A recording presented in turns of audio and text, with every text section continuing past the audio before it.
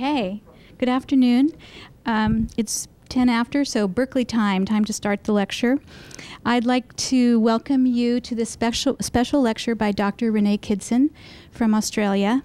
And this lecture is sponsored by the Berkeley Water Center and the Water Resources Center Archives. About a month ago, I think Dr. Kidson found the water archives, and so we struck up a conversation. And in talking to her, I realized that it would be just wonderful if she could speak to you about Australian water. Dr. Kidson is currently Chief Hydrologist for the Australian Government Bureau of Meteorology, and she completed her PhD at Trinity College, Cambridge. She is in the final year of her Master of Economics degree, and she has undertaken a 3-month fellowship at UC Santa Cruz. And for the last week, she's been at UC Davis working with some of the professors there. And next week, she's also going to be working with the Army Corps of Engineers in Sacramento. And so with that, I'd like to introduce Renee Kidson. Thanks very much, Linda. Well, let's get started. So the seminar plan, I'll take you through 2 case studies. The first one here is going to be a rural case study on the Murray-Darling Basin. And secondly, we're going to look at an urban case study of Sydney's Metropolitan Water Plan. And I'll just highlight for you from the outset what the key policy features are from the rural standpoint. I'll take you through the 3 phases of water policy: the incentive phase, the over-allocation phase, and the phase that we're presently in, which is the corrective phase. So apologies to Professor McKay. She articulated 5 epochs of water history. I've only got 3, so I'm not quite on the same page there, but I'm sure we will see the similarities. And the urban policy features, I'll take you through our historic phase and our modern phase, and again, I'll try and highlight for you what the key evolutions have been. So let's start with the Murray-Darling Basin, known as the nation's food bowl, basically. You can see a lovely looking crop here in Berry in South Australia, part of the Murray-Darling Basin. You can also see here a very inefficient form of irrigation called broadcast irrigation. And historically, this has been the dominant means of irrigating large cropping areas in the Murray-Darling Basin. Let's take a snapshot of the Murray-Darling Basin today. So it's 1 million square kilometres, so it's a large chunk of our continent. And have a look at the annual water allocation. So it's 11 gigs, 11,000 gigs there, which is a lot of water. And the irrigated agriculture is 1.9 million hectares, so approximately 75% of Australia's total. Now, here's the good part. What crops do we grow in the Murray-Darling Basin? Well, the usual suspects: cotton, rice, horticulture, grapes, and cereals. All right, I'm just going to press pause there. So let's get this straight. Australia, after Antarctica, is the driest continent on Earth. Why are we growing rice and cotton, which are well known to be very thirsty crops? So this is one anomaly which we'll work through in the course of the talk. I've been in California for a little while now, and I understand you've got a degree of complexity in the governance arrangements in relation to water in this state. So this will be a very familiar story to the audience. Our governance is also quite complex when it comes to the Murray-Darling Basin. We've got 4 states and 1 territory. So basically, if we want to negotiate anything for the Murray-Darling Basin, we've got to negotiate with 5 seats around the table. You can imagine the fun and games that we have. Okay, so in the beginning, I hail from the Western Plains, where girls and grass are scanty, where the creeks run dry or 10 feet high, and there's either drought or there's plenty. So this gives you a sense of, I guess, just after the post-World War II era, of what it was like in sort of the inland regions of the continent. And this is the thing, isn't it, that agriculture, it doesn't come naturally to the Murray-Darling Basin. We've got low total rainfall, and importantly, the distribution and the timing of the rainfall can be unpredictable as well. Neither of these things are good for agriculture. Seasonality, the peak natural supply of water occurs in winter, and of course, peak irrigation demand is in the summer. So we've got a sort of inverse seasonality effect happening there. So basically, when we were attempting to develop agriculture in the Murray-Darling Basin, we were faced with two challenges. How do we increase the overall volume of water available for irrigation? And secondly, how to increase the overall supply reliability during the cropping season. So we're going to embark now upon the incentive phase. And this is where a benevolent government policy starts to come into play. So our first step was to build major supply scheme to increase access to water resource. So the plan was we're going to regulate some of these river systems, and we're going to basically impose an engineering solution to solve this problem of this irregular stream flows that we had naturally inherited. Now, once we've built the infrastructure, our next step is to encourage development of downstream irrigation industries. And how are we going to do that? How are we going to encourage settlers to move into this dry interior? Well, how about we underprice water? Some would say I'm being euphemistic there. How about we not charge for water at all in the early phases? And I don't want to be critical and harsh, but it very much reflects the zeitgeist of the times from a political viewpoint. And there were very noble public policy objectives. So we had this idea that we were going to turn the desert green, and we had this overt agenda to boost Australia's agricultural production. We also had the soldier settlement scheme in post-World War II Australia. We had returning veterans coming home. The nation wanted to signal and to symbolise to the veterans our gratitude for their service. How about we give them land allotments? Well, of course, all of the prime land allotments were already well and truly allocated by the middle of the last century. So we've only got these dry land in the interior, and that's not worth very much unless you can get water to it. So that's some of the public policy drivers. And this is it, the Murray-Darling Basin. Where does all the water come from? Well, as we just said, Murray-Darling Basin has a naturally dry climate, but the headwaters are in the Snowy Mountains. And the Snowy Mountains are very interesting. The majority of the water drains eastwards, and I'll show you a map in a minute, not westwards into the Murray-Darling Basin. So we had this fabulous idea of how about the engineering solution is we're going to build this Snowy Mountain scheme. And here's a period picture of a lovely dam and hydroelectricity generation turbines here. So here is Australia, obviously. Here's the Snowy Mountains. And here is the concept. So under natural and original conditions, the majority of the precipitation falls on the eastern margin of the drainage divide, Snowy River, and this drains east to the Pacific Ocean. And it's interesting, when I was at school and we were being taught, about the Snowy Mountain scheme, this water that flowed east to the Pacific Ocean, it was termed wasted water. We've got all this precious snow melt and it's just being wasted, it's just flowing out to the sea. We wouldn't use that kind of terminology to refer to a wild river these days. So there's been some evolution in our mindset. But at the time, and even as late as me going to school, this was referred to as wasted water. It's just flowing straight out to the ocean. And of course, not very much at all. The relative sizes of the arrows here indicate the runoff, not very much at all, draining to the arid Murray-Darling Basin. So this was the idea. How about we dam several of these east-flowing rivers? How about we divert water westwards to the Murray-Darling Basin so that we can support our irrigation industry? And we might also generate some hydroelectricity along the way. That was the plan.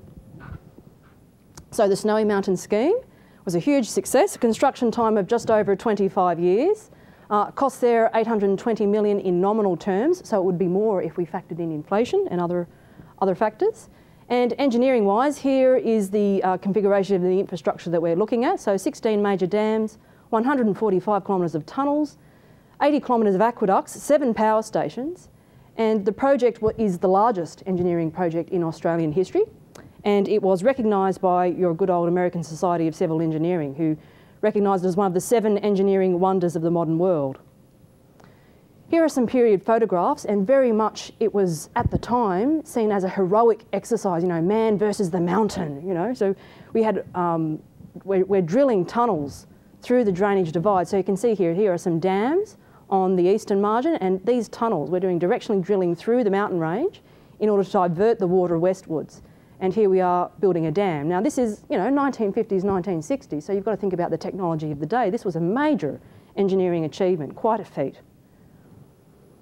Well, it was such an engineering success that where did that leave the Murray-Darling Basin? Now this top line here is the average natural flow of the Murray-Darling Basin to the ocean, net of any additional water from the Snowy Mountain scheme. And that's 14,000 gigalitres, so a lot of water. This is a timeline, and you can see that from 1960, from the commissioning of the Snowy Mountain scheme, just focus on this red line, which is total extraction. You can see here it starts to grow quite dramatically. In fact, some would even deem that exponential growth. So what can we say there? That, well, in terms of our 3 phases of water policy, this is a perfect example of exploitation of an abundant resource that was initially abundant. So in 1960, we were diverting close to 30% of natural flows, but by 1995, total diversions were 86% of natural flows. So this entire river system, the largest single catchment in our country, and it's got 14% of its original water, that's fairly dramatic, isn't it? In fact, it was so dramatic that people were starting to, here are some modelling projections and some forecasts. People were starting to see some warning signs, and during the mid-90s, this was a landmark, or I should say watershed is probably more appropriate, watershed moment in Australian water policy. The cap on the Murray-Darling Basin was announced, and this is basically an embargo on all new licences. So if you come to the Murray-Darling Basin today, you can't get a new water allocation. If you would like to set up a new irrigation enterprise, you've got to buy somebody else's licence. So what are some legacies of the Snowy scheme? Well, water licences were issued without volumetric limits. Now that seems breathtaking in the modern day and age, doesn't it? We issued our licences in a similar way to water here in California. You basically went to the water authority, you indicated the area that you planned to irrigate and crop, and you were granted an allocation, so to speak, on the basis of the area that you wanted to crop. So a massive irrigation industry developed downstream. And of course, in the early days, because it was underdeveloped, there was no imperative to develop efficient irrigation systems. So we sort of sprayed this water around. You saw that broadcast irrigation equipment that we're using on farm. So there was quite limited measurement and monitoring of the water resources, and very much the mindset of the times is, well, oh, we've just built the Snowy Mountain scheme. There's more than enough water to go around now. Everyone hook in. Well, it didn't take very long, did it? By the late 1980s, some serious environmental issues were emerging. So we've got toxic algal blooms that occur under low flow conditions. And toxic algal blooms happen when you've got too much runoff of high nutrient water from crops. So you've got eutrophication. And of course, Australia's weather conditions help out because massive evaporation rates means that the nutrients become more concentrated in these pools. We've got nice hot temperatures, so you steam it up. And you've got a virtual primordial DNA generating little, it's pea soup in some of these weird pools. It's quite dramatic. So toxic algal blooms are one manifestation, one symptom. We've also seen floodplain, wetland and river channel health decline, and we've also got salinity problems. So just speaking briefly about the floodplain, wetland and river channel decline, the Murray-Darling Basin is so old, it is a very ancient basin. So that means that basically at the moment it is at grade, if you're a geomorphologist and you know what at grade means, very low gradient environments. In fact, it's so low gradient that you actually get channel distribution. So you get anabranching downstream, so it's very low gradient environment. Now, these are ephemeral wetlands that have historically been used to regular overbank flooding under natural conditions. That's the way the ecosystem works. Now, of course, when you come along and you're an engineer or you're an irrigator, the whole point is that you want the water to stay in the channel. You don't want it spreading out over the floodplain, irrigating all of those ephemeral wetlands, do you? So we've channelized the flow, and of course that means less overbank flooding of these natural wetland systems, and we've seen a decline in wetland and river channel health. So we're seeing river red gum woodlands, which are reducing in area by quite dramatic extents. We've also got the issue of salinity. I mentioned that the Murray-Darling Basin is a very geologically old basin. It is indeed. If we drill down a little bit further and think about the geology or the lithology of the Murray-Darling Basin, it is of course made up of marine sediments. There's salt in those marine sediments. Under natural conditions, when you've got the river red gum woodlands, the river red gums are large trees. They tend to transpire quite a lot of water. They keep the water table at equilibrium, but at quite a depth, and that works fine. Now, what did we do? Of course, we move into the Murray-Darling Basin. First thing we do is we chop down a lot of these trees so that we can plant our crops. A lot of our crops, cotton, rice, are very shallow-rooted plants. So we stick those guys in there. They don't transpire anywhere near as much as the original river red gum woodland. So what we see over time is the water table rises because the water aggregates. As the water table rises, it mobilises these salts that are in the soil, brings the salts to the surface, and you do that after a few cropping cycles. It doesn't happen instantaneously, it's a cumulative effect, but over time, salinity can make large areas uncroppable. So we had, by the mid-90s, an agency, a federal agency formed, the Murray-Darling Basin Commission, and our first commissioner was Dr. Toyne, And here was his sort of landmark quote, which really represented a changing of the guard in terms of environmental and water policy. And he came out and made this courageous statement: "The amount of water presently taken from the rivers is not ecologically sustainable, and a new balance between the environmental requirements and the consumptive use will have to be struck." And you can imagine what our irrigator friends, how they responded to this sort of public announcement. Now, does this look like a healthy river to you? Can anyone see any problems with this picture? This is an aerial shot. There are two pictures that I can point out as an ecologist. The first is you'll see along the margins of the banks here, these are aquatic macrophytes, water plants, but they're exotic, they're introduced, so they're not natives. So we've got this problem with exotic weed growth in many parts of the Murray-Darling Basin, which our artificially regulated continuous river flows tend to encourage the downstream propagation thereof. And does this water look like the right colour to you? No. So this is what we mean by toxic algal blooms. I'm not actually sure, if this one's a toxic algal bloom, but there's definitely high algal levels, which we take in water quality samples as the chlorophyll A concentration. So it's actually the concentration of the pigments that we monitor for. So environmental impacts. Let's name them. Let's get specific. So what have we done here? We've changed the hydrological regime in three ways. We've reduced the total flow down by 86%. We've inverted the seasonality because we're delivering water during summer, whereas naturally the river system would be dry during the summer. We've impaired the water quality because we've got all of this agricultural runoff. And what's in that agricultural runoff? Well, we've got sediment, so we tend to get high sediment loads. We've obviously got erosion, and we've got agricultural chemicals, and these can be in the form of the nutrients that are added as fertilisers for the crops, or it could be in the form of pesticides and herbicides that are used as part of the cropping practice. We've also seen a reduction in floodplain inundation of our natural wetlands and billabongs. And we've also disturbed the groundwater and the surface water interface. So as we mentioned, we've cleared natural forest and we're irrigating crops, and that's resulting in rising water tables. These naturally saline salts, the salts are mobilised to the surface, and crops eventually become uncroppable. So we were hitting some of those basic capacity constraints even as late as the mid-90s. But in this decade, these capacity constraints have been exacerbated by drought and by climate change. So a couple of images here which I'll show you, but we've had 3 years of near zero allocation in parts of the Murray-Darling Basin. So 2006-7, 0, 2007-8, 0, 2008-9 at 3%. So if you're an irrigator and your business is in the Murray-Darling Basin, do you think you can be in business for 3 years with zero income? You've already got a large mortgage on your property. So this is catastrophic. This is major economic dire straits for this rural sector. And let's have a look here. So this is the rainfall isohyet diagram, and these are our deciles for August, October 2008. And I work for the Weather Bureau now, so people automatically assume that I must know something about meteorology, but I'm actually a hydrologist.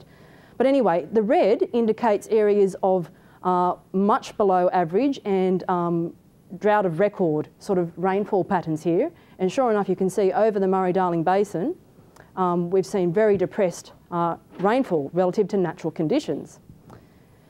Now, the thing about declaration of an official drought is that it triggers a couple of welfare responses that the good old taxpayers in Australia pay for. One is exceptional circumstances grants, and the other one is drought assistance in declared areas. So there are very real political ramifications if a drought is declared. And in some parts of the Murray-Darling Basin, droughts have been declared for several consecutive years in a row now. So this is starting to rack up quite a bill, as you would appreciate. Not wanting to understate the degree of hydrological change in the system, can I ask you to have a look at this map? So this is just an annual time series chart of inflows to the Murray-Darling Basin. The blue line is our long-term average. So this is what we are used to receiving, and of course we get our rain in the winter because of inverted seasonality, we're in the southern hemisphere. So we're used to seeing inflows peak like that. Now check out that black line there. So that's the 06-07 inflows, and it's basically a flat line. We flatlined. We basically missed out on our inflows that year. Now we've never seen anything of this order of magnitude. This is very severe. Which has prompted the corrective phase that we're now in. So government's response, after a couple of goes at a softer policy approach, was the Commonwealth Water Act of 2007, and well, close to 13 billion Australian dollars were invested in water reform. And I've just marked down the side here that the categories of reform that we're speaking of here. So the first thing we're doing is that there is this legal imprimatur of this new federal legislative instrument. So we're federalising the water information systems, and that's where my agency comes in. So we have been tasked with federalising the water information systems. Regulatory reporting. My agency is also responsible for annual water resource assessments, water balances, and the first national water account. Just as you wouldn't attempt to run a national economy without your set of economic accounts, we've got this idea in Australia, and it's a precedent, we haven't done it before, but we've got this idea that maybe that's the way to go with our water resources as well. How about every year we publish this national water account, which tells us how much we've got in storage, how much we've used, where is it going, where are the water saving practices happening at a national level. So you can imagine this is quite ambitious. Market mechanisms we're also supporting with the view that if you've got good water trading in place, that assists water in being moved to higher value tasks. So there's still an embargo on new licence issuance, and we're encouraging water trading. We mentioned, in fact, we demonise broadcast irrigation, so we're helping out our farmers. We've got incentive schemes there to line canals, to put in pipes, because pipes are pipes have less evaporative loss, obviously, than open channels.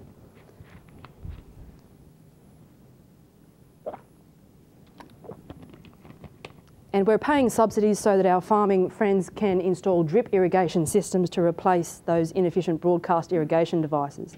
And we're also helping to facilitate a shift to more water efficient crops.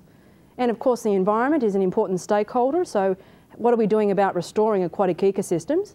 Well, we're making environmental flow releases from our major reservoirs, and we've also engaged in licence buybacks. So we're buying back licences and allocating that water to the environment. So the government is taking big and strong steps here.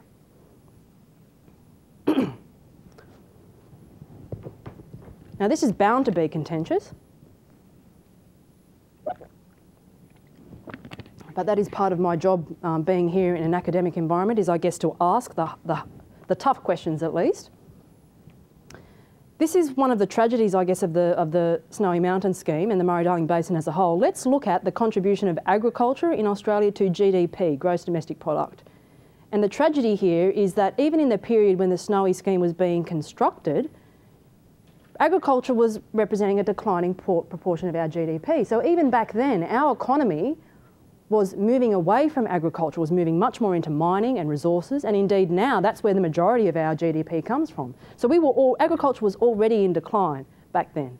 But see, that's the thing about humans, isn't it, is that we sort of get romantically attached and we feel nationalistic about where our country should be investing in its activities. So the tragedy of the Snowy Mountain scheme is that maybe we've made a huge sacrifice here, this river system, and maybe it wasn't worth it from a GDP viewpoint.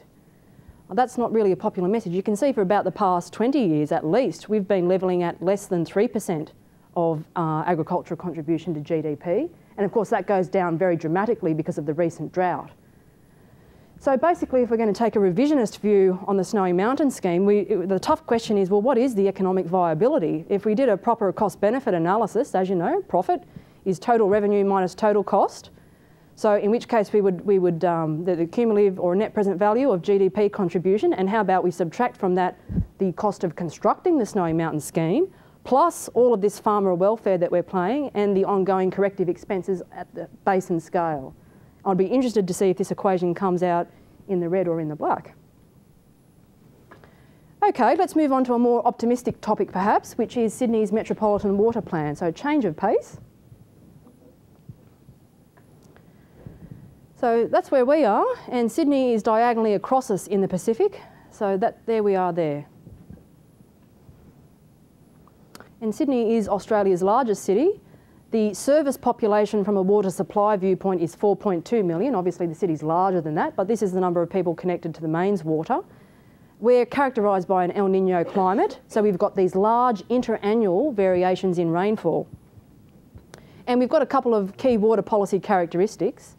Historically, our water planning has been quite ad hoc and reactive. So if you look at the 200 years that we've been in the Sydney Basin, basically every time we hit a major drought, we just build another dam somewhere.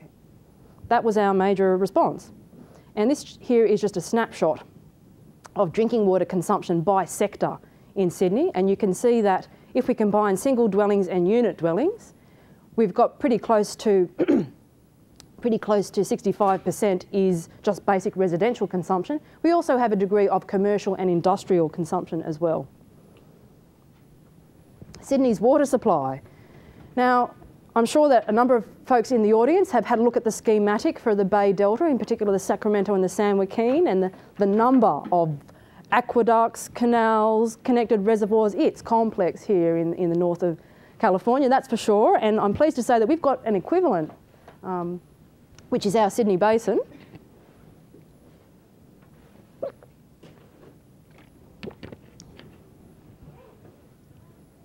And we've basically been tacking on these reservoirs over time. We didn't build all of these in one go, but here is the snapshot in 2008. So we've got this network of 7 major dams, and we've got a total storage capacity of 2,600 gigalitres of water, which is a lot of acre feet.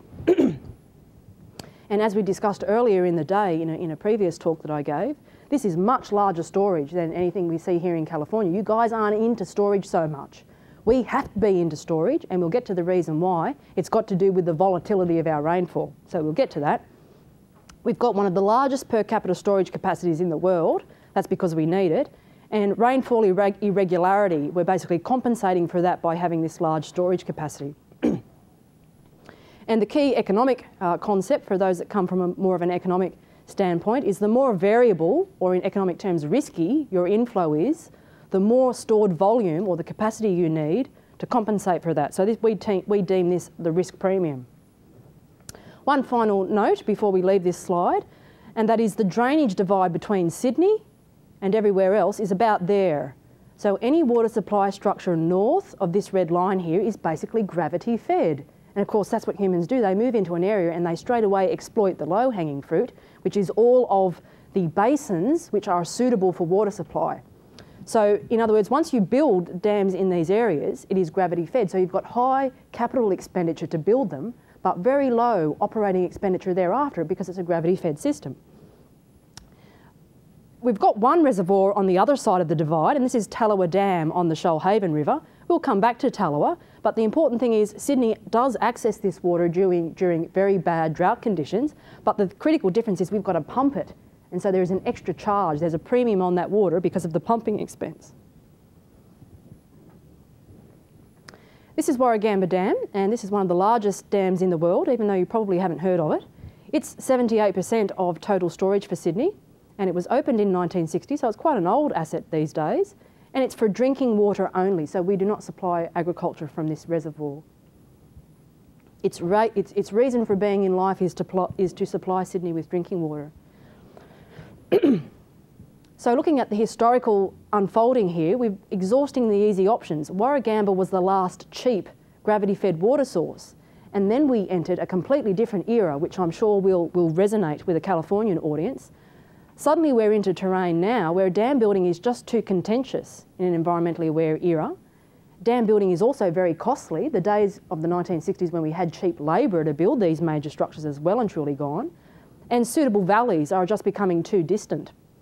So we opened the Shoalhaven scheme, I mentioned Shoalhaven, in 1977 to supplement our supply, but the disadvantage with the Shoalhaven is we've got to pump it over the divide, and we've got greenhouse gas emissions and carbon footprints and things to worry about. It's also higher cost, so we don't tend to use that one as base flow water. We only use it during declared droughts.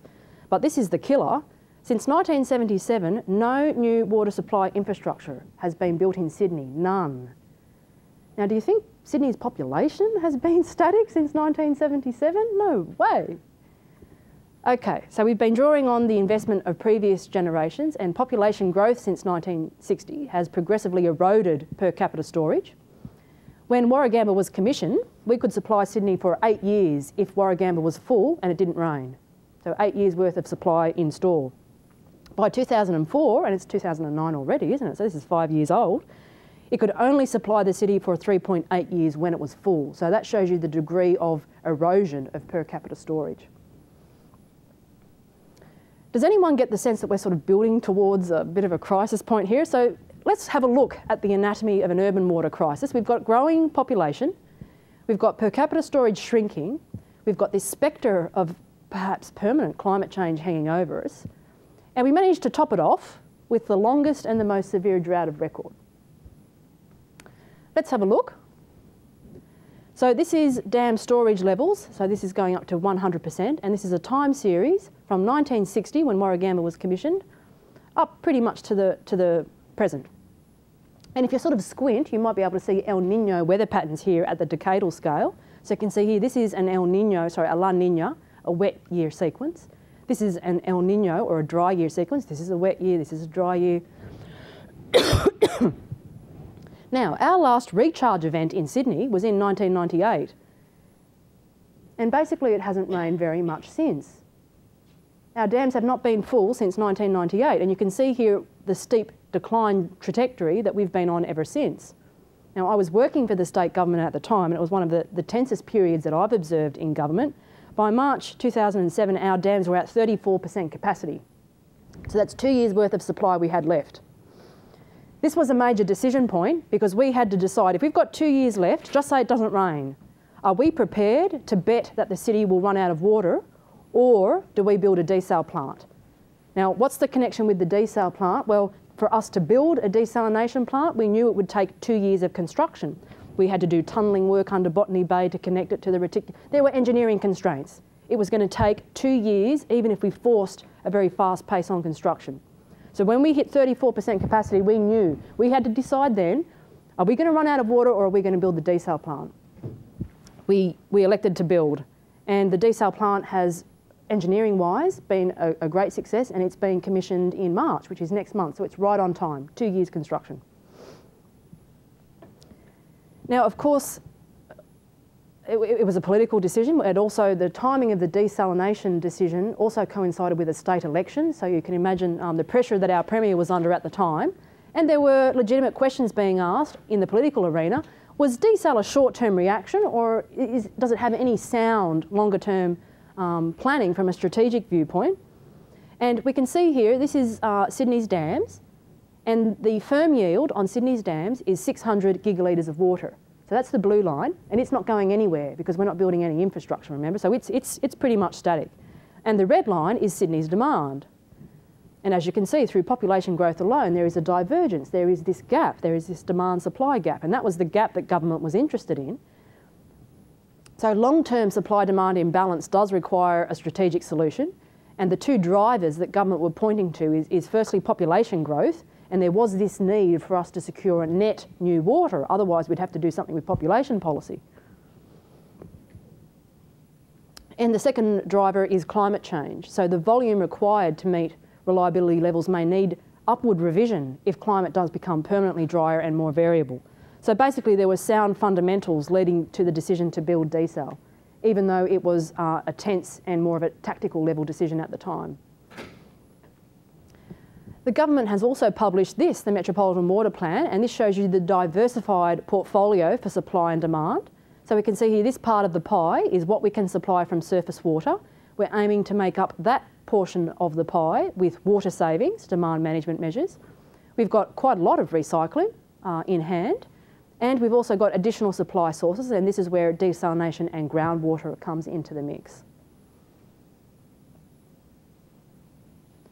Sydney does have one advantage over LA, and that is in LA you've got about 14 municipal water districts. It's quite an array of water agencies on a county by county basis. So you can imagine that if you want to install en masse some water saving devices, it's going to be a bit tricky in a state where you've got quite a fragmented set of agencies.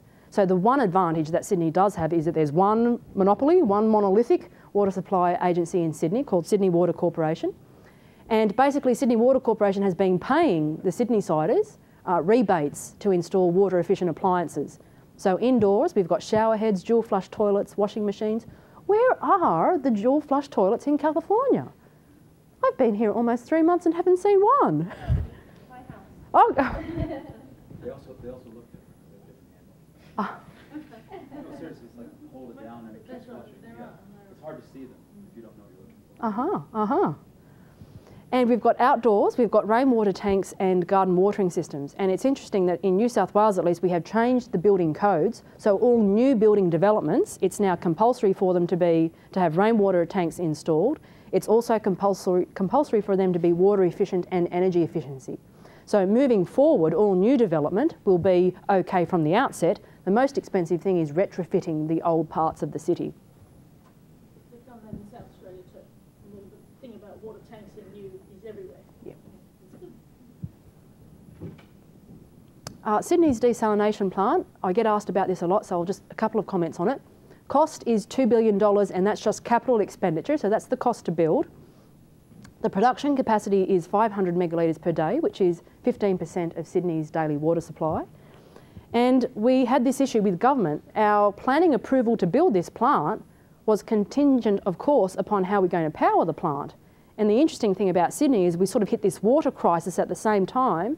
We had a convergence of the energy crisis as well, and folks were really cognizant of greenhouse gas emissions and carbon footprints. So how we got around that, or not around it, but our solution to it was, okay, we will commit to this desal plant being completely carbon neutral, which meant that how do we power this? Well, we basically have bought a wind farm, and that wind farm is not co-located on the same site as the desal plant. It's located elsewhere in the state. But the wind farm generates the electricity, puts it on the grid, and then we purchase the energy off the grid to run our desal plant. So it is having a carbon neutral impact. How about we do a brief comparison of water supply options, and I'll at least show you what the planning process or the criteria that our policy planners in Sydney were working with. We've got a number of options that we can choose from. We can either build a new dam, or we can do some more interbasin transfers, or we might choose one of these new water sources, which is desalination and recycling, or we might choose a balanced portfolio that has mixtures of these. So let's run through the criteria. The first one we've got is reliability.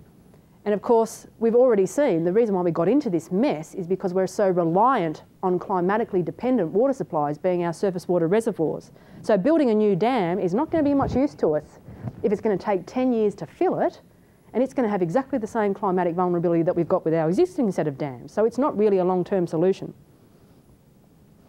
But it does have the advantage that it's gravity fed, and that's good in terms of energy consumption because it's low. Dams tend to have high capex but low opex, so that's good. Pretty low carbon footprint, no issues with byproducts, but we do have aquatic health impacts. Obviously, if you dam a river system, you are depriving the downstream riparian environment of its natural flows. So we're talking about major disturbances to the hydrological regime. Let's have a quick look at interbasin transfers. Well, it's going to be partially dependent on climate. It does require pumping, but you can generate hydroelectric power along the way, so that's okay. CapEx, OPEX, yes. Are you going to have a carbon footprint? That depends on where you get your pumping energy from. If you choose to be renewable, you can minimise your carbon footprint. And again, we've got this riparian issue. In Sydney, we've also got an ethical issue. CapEx and OPEX, could you? Sure. CapEx is the engineering term for capital expenditure. So in other words, when you initially build a project, how much does it cost just to construct? So that's CapEx. And OPEX is operating expenditure. So that is once you've built it, how much does it cost to operate it on a day-to-day basis? Sorry. In Sydney, we've also got, can you believe, ethical issues with interbasin transfers. So there is now a mindset in Sydney that it's no longer acceptable for Sydney to keep colonising and just completely growing outwards and colonising other basins' water resources. That's no longer ethically acceptable for Sydney. The message for Sydney is we're trying to live within our own means when it comes to water. So I should have added on the bottom here an ethical criterion as well. We don't want to deprive adjacent basins of their opportunity for economic growth because we've colonised their water resource. Let's have a quick look at the new water sources. So we've got desalination and recycling. Key reliability advantages is that both are independent of climate. Key advantage of desal is that it's modular and it's scalable, so it's easy to build another module should you enter a drought and find that you need even more water than you thought. It's really suitable for potable use, so there's no substitution issues. You can use it for all potable water purposes, or at least most. It does have one downside, and that is its high energy consumption, and it does have the byproduct issue of this hypersaline concentrate, which you've got to discharge to the marine environment. So there are issues about how do you go about mitigating any positive, negative effects there. Okay, quick look at recycling. Again, it is independent of climate. The thing I like very much about recycling is that we've got the effluent to treat anyway. And if we didn't go the next yard and recycle it, we would have to discharge secondary, perhaps tertiary treated effluent to the environment. So if we recycle, it is keeping us honest in terms of treating the effluent that we're already generating. So I really like that as a feature of recycling. However, you can't use it for potable use. You guys have the yuck factor here in California. So in addition to a public perception issue, we've also got a legal constraint, both in Australia and here in California. So in Sydney, the Department of Health doesn't allow us to use recycled water for direct potable purposes. You can use it for indirect, but you can't use it for direct. And there is a similar legal health department issue here in California. So we do have that constraint on how we can currently use recycled water, so we can't substitute it for all potable purposes. It's high on the energy consumption as well, but the big thing that worries folks, at home at least, about recycled water are these two things, EDCs and PACs. So PACs are pharmaceutically active compounds, and EDCs are endocrine disrupting chemicals. So these are the residual things that are left over even after we've done 2-pass reverse osmosis, we've done microfiltration, we've done UV disinfection, we've done the whole works. There are still some things in that recycled water that get through all the membranes, and they're the things whose effects are, I think it's fair to say, largely unknown. The medical literature is trying to make advances in this area, but it is giving people pause for thought. And there is also some brine byproducts, and again, you need to think carefully about what you do with those because they're very concentrated. So where did Sydney land with our water crisis, our urban water crisis? Well, we've begrudgingly accepted this desalination plant. We still have misgivings about this $2 billion price tag. Every person who is a customer of Sydney Water Corporation has received a once-off increase. Well, it's a step change, but it's not once off, it'll be every year now. So everyone's water bill has gone up by $200. And this is basically to fund the desalination plant because this is very expensive for a city of our size. So we've sort of accepted that now, but we're still feeling quite confronted by the prospect that sometime in the near future government might ask us to drink this recycled water thing, and we don't want to go there right at the moment. So we're still not comfortable with the prospect of direct use of recycled water. And as of January, as of last month, our dams were okay, they were stable. So we're making a difference with our water conservation efforts and other things. So in the medium term, we're in a similar situation to good old California. We've got fiscal pressure on the state budget. We've got growing population, and immigration still remains at very high levels. I always think it's an anomaly that the population policy folks operate in this specific sphere over here, and water planning operates in a different sphere, and these spheres are not interconnected at the moment. So yeah, population growth is a major issue for a city that's already basically bursting at the seams. We still have not received no dam recharge event. We're still thinking that perhaps we've got to get used to permanently lower rainfall, and folks are even saying, well, perhaps the 500 megalitre per day desal plants ain't going to be enough. Perhaps we've got to scale it up. And there is this consciousness of the carbon footprint, and that has dramatically altered the economics of both desal and recycling. Before this energy issue appeared on our radar screen, we were feeling a bit more comfortable about the water situation because we already had 2 ready solutions. We'll just do more recycling and build a desal plant. Then suddenly we got this convergence of the energy crisis as well. There's no such thing as a free lunch. If you're using a lot of energy to do desalination, what is that going to be doing to your carbon footprint? So we've got to be much more careful and strategic about how we do this. The other thing is that there's a recognition that, you know, a reliable water and energy supply is sort of part of being a first world economy. And Australians like tourists. We like you guys to come to our swim at Bondi Beach and hopefully even be able to have a shower after you've been for a swim in the surf. And so really it's part of being a major city. If you want to be an international player, the least you can do is have a reliable water and energy supply.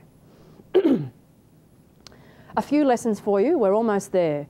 The number one thing is how about we avoid water crises of our own making in the first place. I'm sure lots of you are aware of Harden's landmark work, Tragedy of the Commons. Open access to a finite water resource like what we did initially with the Murray-Darling Basin. That's a recipe for 3 things: over-allocation, ecosystem degradation, and if government is in a position to bail out, a large future potential financial liability. What we've also found is that ex post after the event corrective action is quite painful. And our hope is that we could avoid these situations if we had better regulation of the water markets in the first place. And in particular this one, which is my agency's role, better measurement of the available water resource. Work with the local climate, not against it. How about we select crops that match natural seasonal inflows? How about Australia says, maybe we should get out of the whole rice growing industry. Maybe that's not our thing. How about we work to our strengths instead of our weaknesses? We are encouraging and are seeing some success in more innovative and diversified farm enterprises. So farm enterprises that have a number of functions, so they can crop when there's water available and they can do other things when water's not available. And that imposed engineering solutions, and here's the paradox, they can provide this false sense of security, and in fact they can precipitate an even larger economic and ecological collapse downstream unless you back it up by solid regulatory frameworks that are enforced, not just token bits of paper, enforced, because we need to prevent this thing. We need to prevent over-allocation.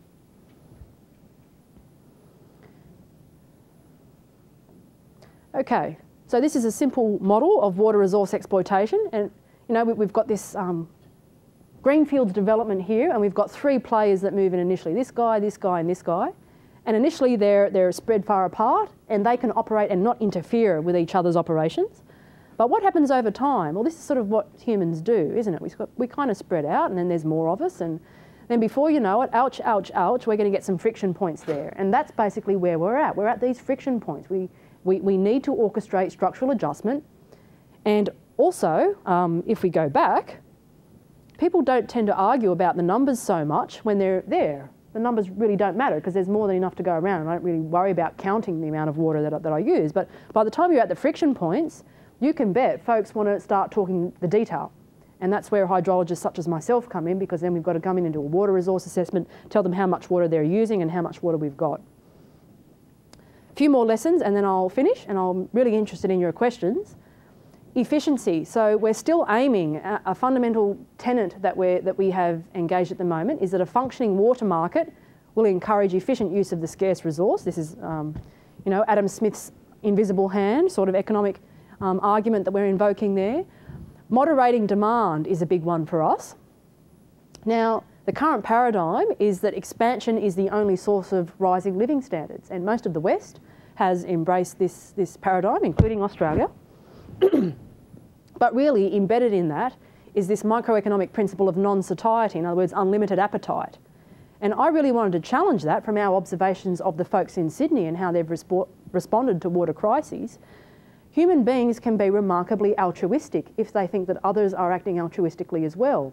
So folks are happy to cut back their water, they're happy to help government, but what they want to feel is that they are satisfied that government is making good investments and not hasty investments and not wasted investments in water infrastructure.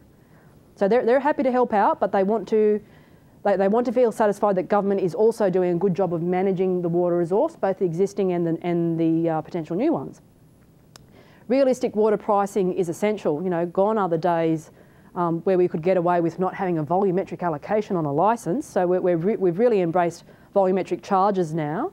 And the theory there being, we'll let market forces do the heavy lifting. If you're watering a really inefficient crop that's low value, or perhaps it's going to take that you will go out of business and that your licence will be bought up by someone who can make a higher value crop work within that water constraint. Sad but true. Urban context, now, we've got a bit of a difficulty there because water is not like most other commodities. The elasticity of water is not particularly flash, it's an elastic good. So people can't choose not to buy it just because it's expensive. We try and break water consumption in urban domestic situation into discretionary and essential. So the essential component is that bit that you can't get away without. So that's the amount that you need to use just to drink water every day, to do showering. Then there's that discretionary component, and that might be the 15 minutes that you're outside watering your lawn. Well, we've already chopped off that discretionary component. We've got permanent water saving measures in Sydney now. We've got patrol cars that drive around and make sure you're not watering on the wrong day of the week. So we've eliminated that discretionary use. But now we've hit this demand hardening frontier, and we can't cut into folks' essential water use anymore. So water is a special good, I guess is what I'm saying. It's not like a normal economic good, it's an essential good. Innovation incentives. Now, every cloud has a silver lining, And please don't think that I'm anti-engineering, because I'm quite the reverse. I actually think that engineering is part of the solution to our water situation. And this has been a really positive thing. Sometimes you get the best out of people and research institutes when you put them under pressure. So the really surprising thing about our water situation is there's been this blossoming industry of invention of water devices and water saving measures. There's even a television program on at home called The New Inventors. And people come on and they show you all these kinds of, so there can be a silver lining. Yeah, so we've got the smarts to be able to do good things on the water conservation front. And let the community be part of the solution. I know that that's not particularly novel, but responsible water use starts at home and it starts at a young age. So we've seen the community respond very positively to our water conservation efforts in Sydney. And there's scope for policy work there. Gone are the days and are the era where it was seen that government's responsibility is to provide the population with as much water as the population needed, and the population had no sense of obligation. Now our approach from a policy viewpoint is very much more of mutual obligation. So yes, government will invest in infrastructure, but you've got to help us out too by trying to cut down on your consumption. Okay, so we've come a long way. Rural policy features, 3 phases of water policy. We had that incentive phase, which was heavily subsidised government infrastructure, like the Snowy Mountain scheme, but there's other examples. We then passed through the over-allocation phase, where we saw an initially abundant resource and water use was unregulated. And there was no imperative for us to use water efficiently and no imperative to measure the water resource accurately. And of course that has directly precipitated the corrective phase that we're in. So we're experiencing economic and political friction, obviously, that we're working through. We've seen a strong shift towards specificity. So that's what I mean by people want to argue about the numbers. We've got to get our act together in terms of measuring these numbers more accurately. And a major imperative there to measure accurately. Urban policy, 2 points to make. Our historic phase was a bit simplistic, really, very one-dimensional. It was ad hoc, and we just had this reactive reaction to each wave of a water crisis. We built another dam every time there was a major drought. We did that for 200 years. No attempts to moderate demand or educate the public on water issues, and there was basically only one water product, dam water. So one solution to water scarcity was to build another dam, and very much an expansionist doctrine. And I'm pleased to report that we have come out of that. We think differently about water issues now. So the modern phase, more sophisticated planning principles, this recognition that there are a range of water products, and perhaps what you've got to do is match the water product to specific purposes. So yes, you can't use recycled water for everything, but there are lots of good things that you can use recycled water for. Reliability is now a keystone for us. Thorough financial analysis is essential, and we've got more of an ethical alignment with sustainable development. So as I said, we've really embraced this ethos that cities need to live within their own water means. It's not acceptable to colonise some other valley's water resources. That's taking away their development. And a sense of mutual obligation, sense of responsibility shared by residents, businesses and government. That's all. I'm really interested to hear your questions.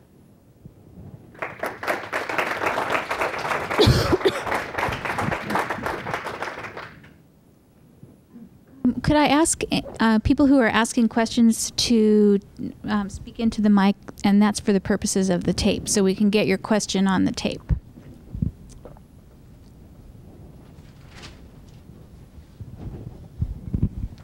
Hi, thanks for both your lectures today.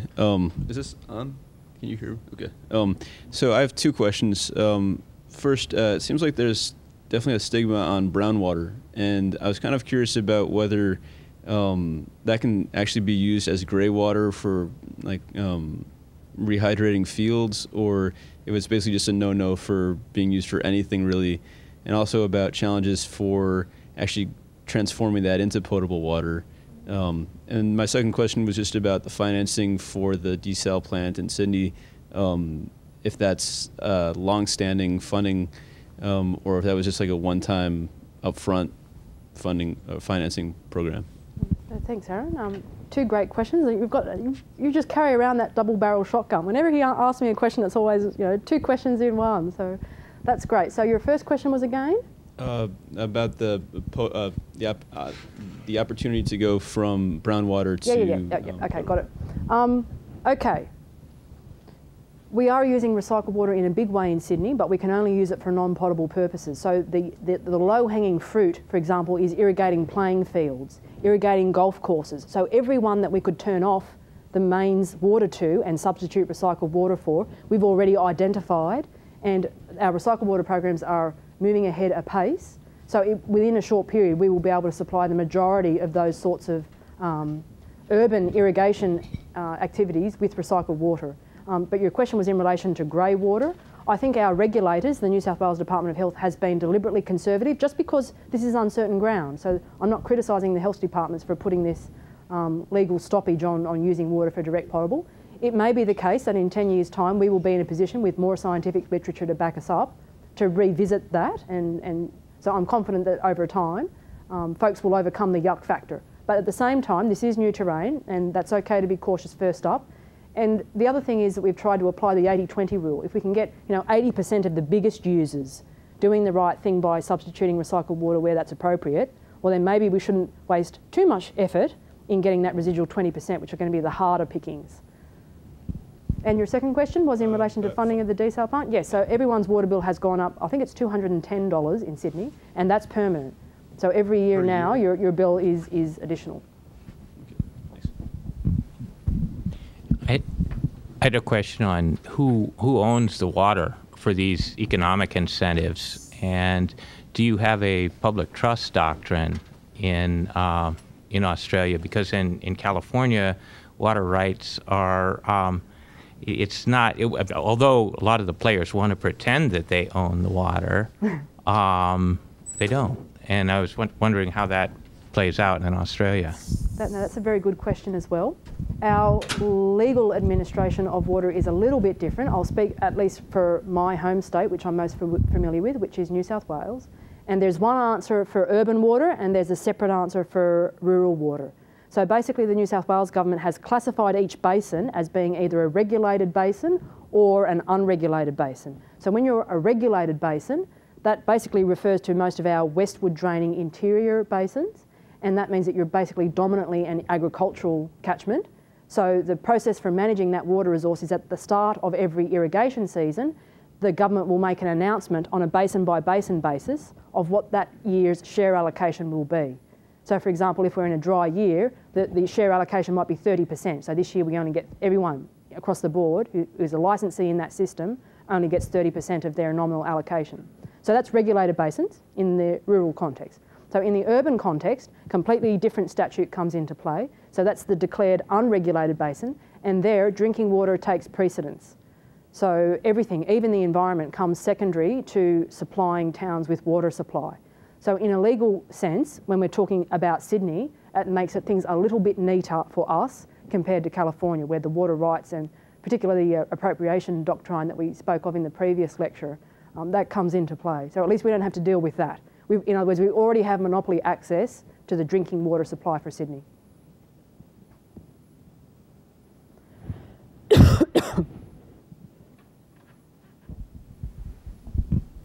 I have two questions.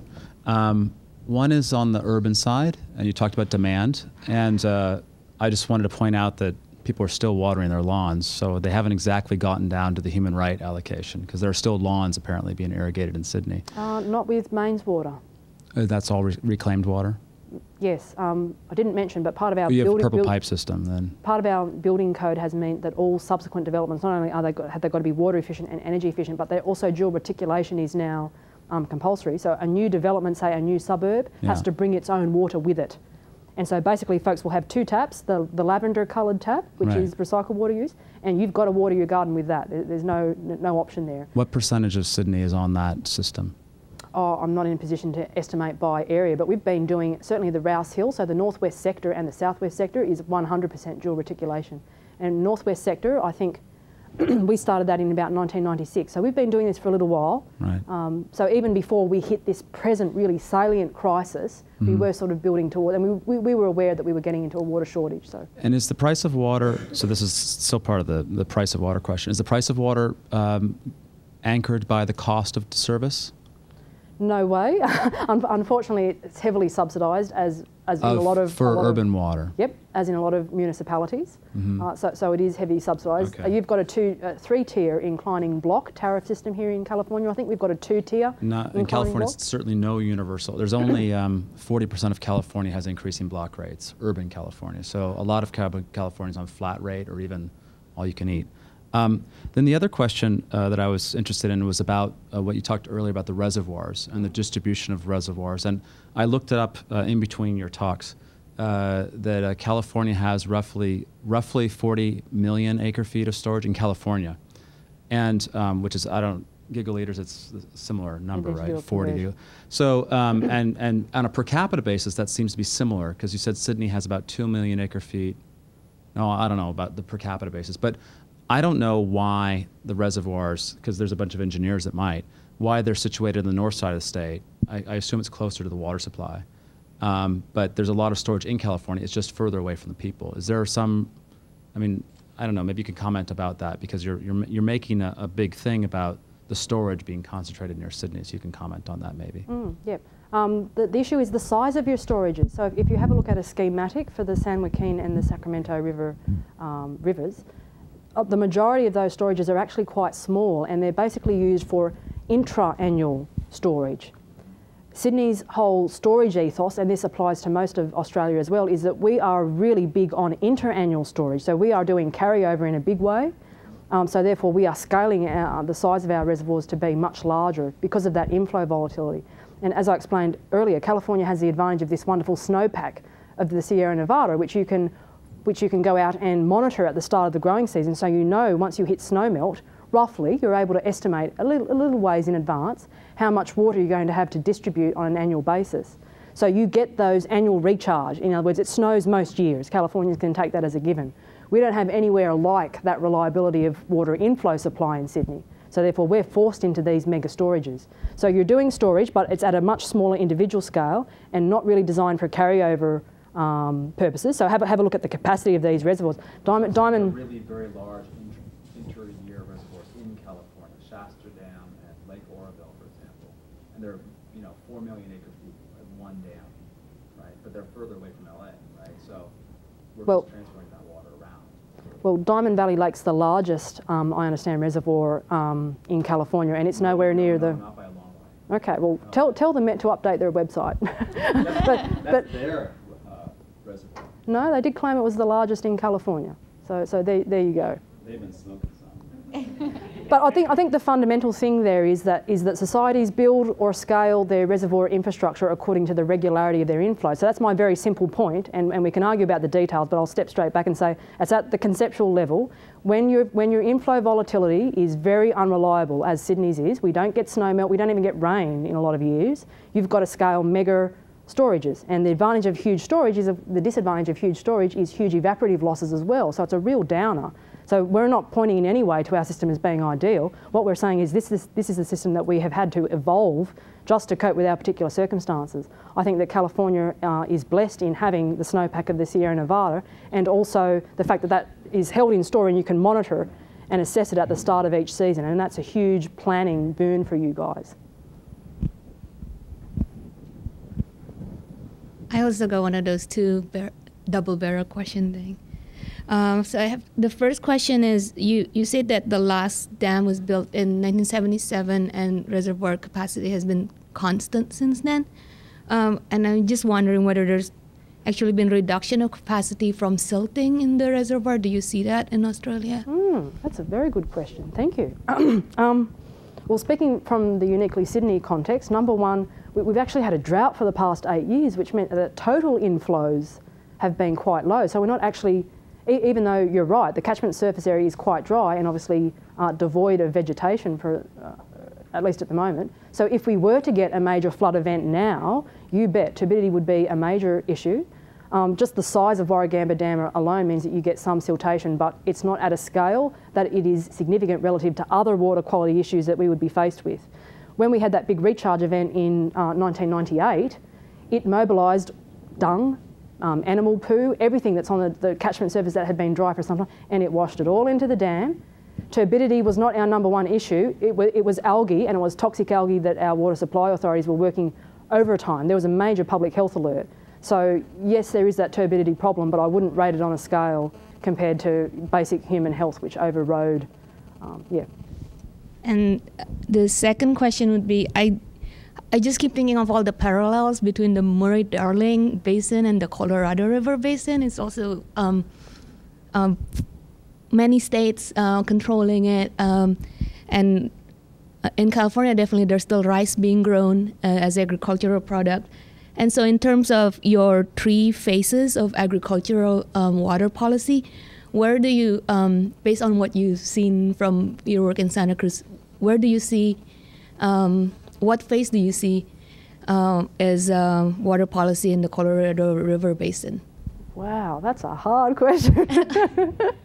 Okay, sure. All of the different states. I think in the different term, long term, in terms of their water supply, but just an opinion would be. Okay, I'll offer an opinion, but I'll have to confine it to the state of California. That's just because I'm more familiar with the water legal situation here than I am in, say, other Colorado River states, such as Arizona. But speaking in terms of California, I'm just observing the so-called budgetary crisis in the state legislature. Your 66% majority rule means that your whole government is very good at checks and balances. That's what, indeed, look at the Constitution, that's exactly what it was designed to do. So it's very good at maintaining the status quo. It might be a little bit difficult with that sort of instrument to orchestrate change. So I guess the one advantage that Australia had is that we've got naturally probably a stronger history of regulation and a stronger history of tolerance of government sort of stepping in over the top. American sensibilities wouldn't react in the same way that Australians have reacted. So what's appropriate for us might not necessarily be appropriate for California. The big help that we've got is this big legal instrument. That's what gives us the tools, the empowerment. That plus the funding enables us to do good work. We did try softer policy approaches. In other words, we've only resorted to this particular instrument because the softer approaches during the mid-90s of water reform didn't work. And when I look at California, I think that's probably where I see you guys at. Lots of folks have perfect recognition of what the challenges are, see where we need to go, but lack the instruments through which to achieve desired endpoints. So until you generate that consensus, it might be difficult to get change. The other thing that helped us in Australia is we were literally in a crisis. You'd be surprised how crises tend to galvanise folks in one direction. And I think looking at California's broader history, you guys are really good at that. So if California gets to a water crisis, I hope we don't need to precipitate one in order to orchestrate change. But if you guys are in a crisis, I'm sure that will have a very firm galvanising effect. So I'm hopeful for California.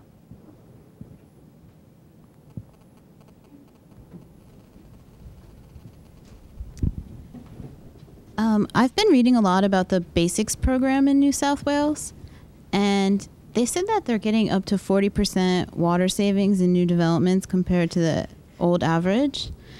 And I was thinking about the one main thing that every development has is the rain cistern, but if it's not raining, that's not really saving them any water use. So where are the savings coming from? Is it just the appliances, or? That's a great question, and good to meet someone with first-hand local knowledge. Yes, so basic local knowledge in terms of you know about Basics, that's great. So Basics is basically that new New South Welsh planning instrument that requires all new building developments to be AAA rated from water consumption viewpoint and also 5-star rated from energy consumption. So from here onwards, all development will need to comply with that. So the main thing on the water savings is that Basics assumes that you've got dual reticulation. So at the point where a developer wants to get approval for a new suburb, he needs to lay out to government the plans for exactly what the water budget is. So they've got to invest quite a deal of time in working out the numbers. Can they source recycled water to be able to put into the dual reticulation that they must install at the outset? So yeah, 40% savings, it does sound like a lot, but you would be surprised. So they are achievable savings, they're real. I guess the main thing from my viewpoint is that the rest of the city is 100, 150 years old in terms of the infrastructure, and it's retrofitting those old areas that are the key challenge for us. But over time, I think we're naturally regenerating.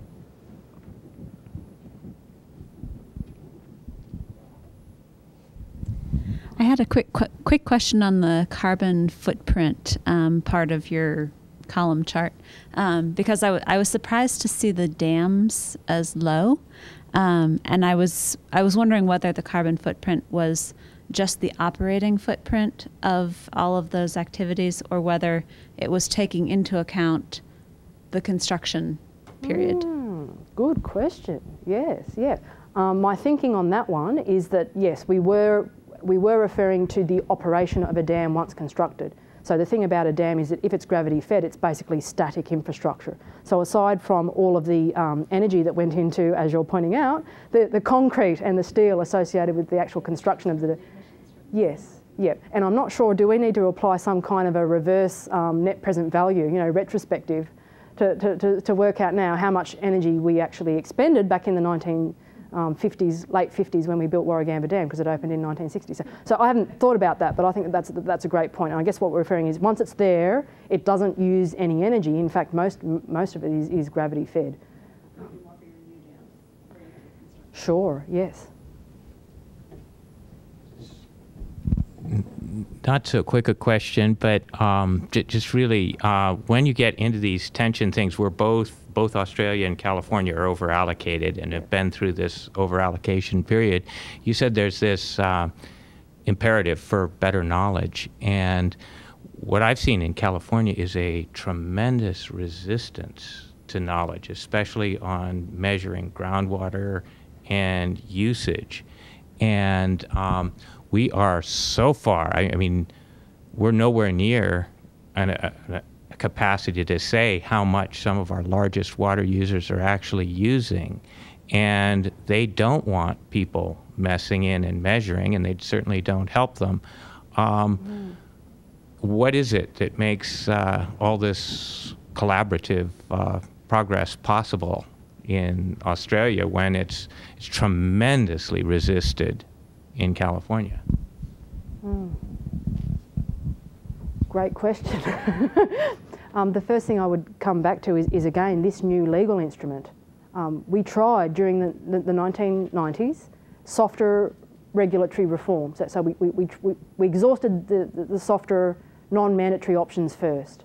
And basically we hadn't received a whole lot of progress, and that frustrated our political leaders. So now we've got this big stick, this Commonwealth Water Act 2007, and that has delegated to my agency, the Bureau, thou shalt, that all people that have water licences have to report to our agency what their annual consumption is. So we're coming hard with a regulatory view to that.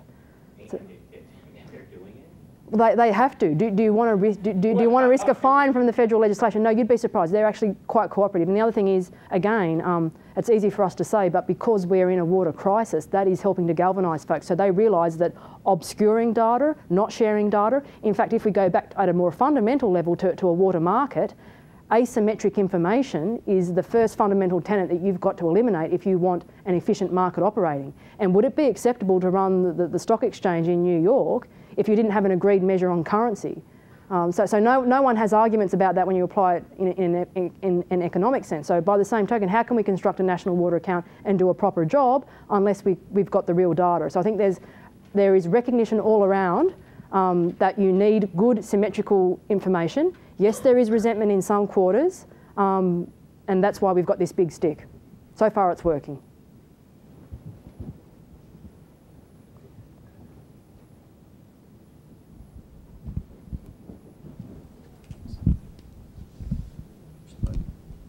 Thanks. Had a question about the big stick. You mentioned, and Emily had mentioned with the Basics program, and the way I understand Australia is that your land use planning is very well coordinated with kind of water management. So when a new development is coming on board, they've got a plan review, they're checking, and there's all sorts of conditions in there that would have been dictated perhaps by the Water Corporation or somewhere that they need to comply with. And the reviewer, wherever it happens, kind of checks those things off, and they don't get approved unless they're compliant with all that. For the retrofitting condition, what's the hook? What's the stick to make that happen, or is that still under the softer approach? We have initially tried the voluntary approach for retrofitting, but basically the stick is you can reduce your water bill by up to 20%. If you allow our plumber to come to your home, we'll do it for free. We'll come to your home and we'll install a dual flush toilet for you, we'll install a shower fitting, we'll install valves in your taps, so that you can reduce your consumption, and we will give you a printout for your house to show you what your water consumption we're going to show you how much money you're going to save on your water bill. So our main non-mandatory measures there are, number one, we're doing it for free. We are literally sending plumbers into individual homes and installing these devices and making sure that it works. And number two, we're stressing that you will save off your water bill. So it might be modest compared to the desalination plant whack. But, Okay, one other quick question. I guess in the distribution of water, there's these, the main Sydney Water Corporation described. Are there other retailers between that organization and the end user, or is it all through them? No, that's a great question. It's a monopoly at the moment. However, the orthodoxy of the times is sort of promoting a vertically disaggregated water market, just like what we've got here in California. So you've got your bulk water supply schemes, like the State Water Project, like the Colorado River Aqueduct. You've then got a wholesaler, like the Met. You've then got a whole host of municipal water districts, being the retailers underneath them. Then somewhere between the local councils and them are the consumers right down at the bottom. We've got a much more vertically integrated water market in Sydney. So Sydney Water Corporation is the monopoly retailer, no one between them and the customers, and do have a monopoly footprint over the city. Having said that, there are legal moves afoot. People want to vertically disintegrate the water market. Their view is that that is what is required to drive efficiency. But I think that some of those arguments, there are some elements of faulty logic when you examine the economics of that quite closely. Yeah, So, from our perspective over here. Yeah, don't use the word market. That's the wrong word. It's a vertical bureaucracy at best.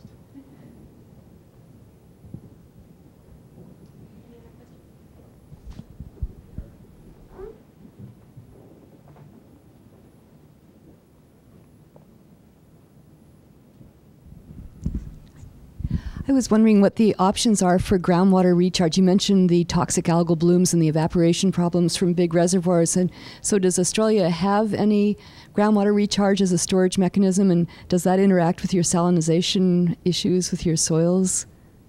wow, that's another great question. Okay, two answers, one for coastal regions, which is largely urban, and then one for the inland. And the thing that I noticed about California straight away is that you guys have fully embraced conjunctive groundwater use. So there are municipal water districts in LA which are purchasing recycled water and putting it into their injection wells. And the Water Replenishment District is your agency in Los Angeles that has been charged with making sure that the saline seawater doesn't infiltrate your groundwater. So they're always monitoring the water levels, and when you need to top it up, they're buying recycled water to do so. So California is advanced, really advanced when it comes to groundwater. Okay, let's have a look at the two answers, the urban and the rural for Australia. So I think about the eastern seaboard, the problem is that groundwater has historically not been highly utilised. Why is that the case? The majority of our groundwater is in very fractured bedrock at great depth. So it meant that you needed a major piece of infrastructure just to drill down. And because of the fractured nature of the aquifers, they're unconfined, and therefore they're difficult to estimate the dimensions of. So it's almost like trying to drill for oil in the 1930s in Texas. You know, you just drill down somewhere and hope for the best. It's a bit hit and miss is what I'm saying. So because of that, because you needed such massive drilling rigs, and because there was no guarantee that you'd get a decent outcome, folks haven't gone into groundwater to the same extent. California is blessed in having a solid groundwater resource. Okay, so that's the urban answer. Now, rural answer. Underlying a great portion of the Australian continent is this thing called the Great Artesian Basin. And it is a groundwater aquifer of massive scale. So it underlies parts of the Murray-Darling Basin, but it also spreads out into the desert interior. And it's ancient, it's prehistoric. So I think it was sort of recharged when Gondwana was there. So the critical thing is that it's not being recharged at all now. So, you know, first settlers arrived and we had this massive underground aquifer, and our inland towns and Alice Springs, where Ayers Rock is, would be one example. Our inland towns, which are small population, they're generally relying on groundwater from the Great Artesian Basin. But the photos just blow my mind. You know, you've got photos, and farmer would move to the interior and he'd put down an aquifer, he'd put down a well, and he wouldn't cap the well. So this thing would just gush 24 hours a day, and he would have his livestock trough there, and he would fill his livestock trough and he'd water his livestock, and this thing would just keep spilling and overflowing. They didn't think. Now, they just thought that it was abundant, that it was infinite. And you know, this multiplied by many thousands of cases has meant that the water pressure in the Great Artesian Basin has now dropped. And in some parts, you can no longer just put down a spear point and up the water will come. These days you've actually got to pump to just to get groundwater. So the thing about groundwater is it's limited. The Great Artesian Basin is not being recharged because the area is a desert now. So it's like a single-use weapon. Once we've exhausted that supply, that's it. So those inland centres have to look at alternative water supplies in the near term. Some centres have calculated they've only got 10 years worth of groundwater left. Okay, one last question. Okay. Did you want to ask a question?